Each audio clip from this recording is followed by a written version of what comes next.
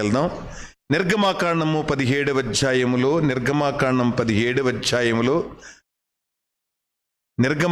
17వ అధ్యాయంలో అమాలేకు రాజు ఓడిపోయాడు, అమాలేకీయులు ఓడిపోయినారు, ఇశ్రాయేలీయులు గెలిచారు.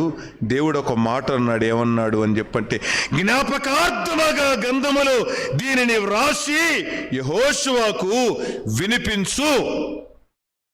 ఏం వినిపించాలి? ఆయన యుద్ధం చేస్తున్నాడు. ఇక్కడ ఏం జరిగిందో ఆయనకి తెలీదు. కొండ మీద ఏం జరిగిందో యెహోషువకు తెలీదు. దీన్ని రాయి. ఏమి రాయాలి? మోషే అనేటువంటి వాడు చేతులెత్తి ప్రార్థన చేస్తూ ఉన్నాడు. ఒక పక్కన అహరోను, మరొక పక్కన హూరులు చేతులు ఆదుకున్నారు. చేతులు ఆదుకున్నట ద్వారా యెహోషువ నీ యుద్ధానికి విజయం వచ్చింది. ఈ మాటలు జ్ఞాపకార్థ గ్రంథములో రాసి యెహోషువని పిలిపించి ఆయనకి వినిపించు. చదివి వినిపించిన తర్వాత ఇప్పుడు ఒక మాట